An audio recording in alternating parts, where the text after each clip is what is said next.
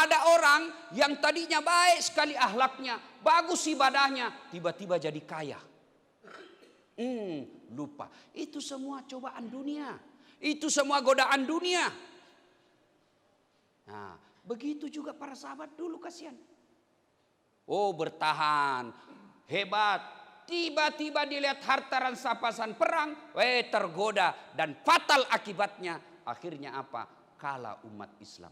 Pesan moral dari perang Uhud bahwa ternyata dunia memang bisa menyesatkan. Padahal dunia ini wamal hayatud dunya illa mataul ghurur. Dunia ini hanya tipu daya semuanya. Nabi bilang lagu, dunia ini panggung sandiwara, cerita na. Kau tomo sambung ikan akke bukan nggak penyanyi. Nah, ini dunia ini panggung sandiwara. Namanya panggung sandiwara, ya tipu daya saja. Itu pemain sinetron, aku percaya. Oh, dede baik nama Nabi bilang kita sandiwara. Nah, sandiwara godaan dunia ini, inilah harta, tahta, jabatan, itu godaan. Nah, kedua, peristiwa terjadi yang kedua di bulan Syawal ini. Apa itu? Perang Khandaq. Atau apa itu perang Khandaq? Perang Farid. Apa artinya perang Farid? Perang God. Benrang. Tahu benrang? Bahasa Paris itu benrang. Pare-pare dan sekitarnya. Benrang. Apakah bahasa Makassarnya itu God? Solongan. Bahasa Indonesia itu. Ya soloka. Ya pokoknya itu mi. Nah, kenapa? Karena waktu itu ya orang-orang kafir Quraisy dari Mekah mau menyerang Madinah, mau menaklukkan Madinah. Nabi berkata, kita sambut di luar, kita perang di luar supaya istri dan anak-anak kita tidak kena perang. Ada lagi sahabat bilang, di dalam Madinah mau kita pertahankan di kota Madinah. Ada yang bilang di luar kita sambut. Ada yang bilang di luar sebelum kota Madinah, kira-kira kalau di Makassar, kita sambut dia di Maros. Ada lagi yang bilang tidak, di Telok mo. Nah bilang tidak, dia sungguh binasa. Sambut. Ada anak muda namanya Salman Al-Farisi. Salman Al-Farisi bikin usul, ya Rasulullah, bagaimana kalau kita bikin Farid, God, benrang, solongan. Untuk apa? Supaya mereka datang tidak bisa masuk karena ada God. Perang Farid. Dikelilingilah Farid kota Madinah. Jadi disebut perang Khandaq. Karena usulnya siapa? Salman Al-Farisi. Maka adik-adik sekalian, jadilah kalian pemuda-pemuda seperti Salman Al-Farisi. Cerdas. Yang kebeleng-beleng. Ditanya saja, bulan Syawal baku lihat-lihat lagi. Pacetong. Ya, belajar. Boleh saja orang tuamu miskin, tapi kau tidak boleh miskin ilmu. Boleh saja orang tuamu miskin ekonomi, tapi kau tidak boleh miskin akhlak. Boleh saja kau miskin harta, tapi jangan kau miskin ibadah. Jadi kaya, kaya otak, kaya hati, kaya ibadah. Kalau harta boleh kau cari. Kalau kau miskin dengan ilmumu bisa kau nanti kaya insya Allah. Tapi kalau kau tomo dongo, malas sambayang, beleng-beleng, jelek sipanu, pak kepala talang, ke laut mah kau jadi tude cilaka.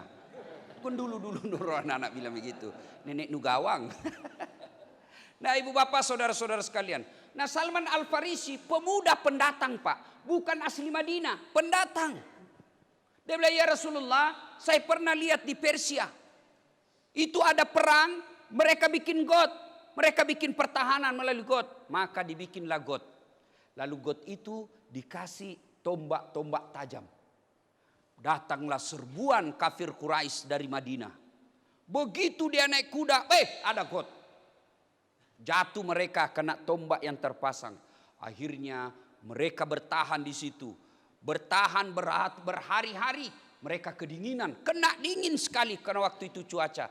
Akhirnya terjadilah kemenangan pada umat Islam pada saat itu karena idenya Salman Al-Farisi membuat God.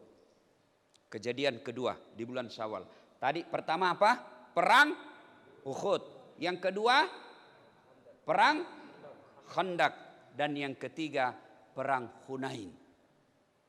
Nah, perang Hunain ini terjadi setelah Fathu Makkah. Artinya Makkah sudah ditaklukkan. Coba bayangkan kan, Nabi diusir dari kampungnya, dari Makkah. Diusir Pak. Kemudian setelah Nabi membentuk pasukan besar di Madinah, beliau datang. Membebaskan kota Mekah. Bukan menghancurkan kota Mekah. Membebaskan kota Mekah. Dari apa? Dari kesyirikan. Dari berhala-berhala. Nabi datang, dan begitu Nabi datang disambut oleh kafir-kafir Quraisy. Tapi sebelumnya Abu Sufyan sudah berkata kepada, kan sedikit mami ini penduduk Mekah yang masih kepala batu. Dia bilang, saudara-saudara sekalian, siapa yang mau masuk ke rumahku berlindung, kalian akan dilindungi. Datanglah pasukan Islam, gagah perkasa, besar jumlahnya. Nah, dibebaskanlah Makkah, dihancurkan patung-patung berhala, dibersihkan di sekitar pelataran Ka'bah dari patung-patung berhala Latta, Manat, Uzza dan Hubal. Nah, pada saat itu jumlah umat Islam lebih besar, jumlahnya perang Hunain umat Islam sudah 12.000. Dari 12.000, 2.000 diantaranya adalah penduduk Quraisy Arab Makkah. Menang Islam perang Hunain. Kisah ketiga yang terjadi di bulan Syawal. Yang keempat terjadi di bulan Syawal. Apa itu? Pernikahan Nabi. Bulan Syawal. Pertama yang dinikahi Nabi di bulan Syawal pernikahannya adalah Siti Aisyah radhiyallahu anha. Beliau menikah pada tahun ke-10 kenabian. Apa artinya tahun ke-10 kenabian Ustadz? Artinya 10 tahun Nabi diangkat menjadi rasul. Berarti usianya Nabi pada saat itu berapa tahun? Berapa tahun? Berapa? Hah? 50. Kenapa 50 Ustaz? Kan Nabi diangkat menjadi rasul usia 40. Tambah 10 menjadi 50. Bapak saudara-saudara sekalian. Nah, yang kedua, Nabi menikah di bulan Syawal dengan istrinya siapa? Ummu Salamah. Menikah dengan beliau pada tahun kedua Hijriah.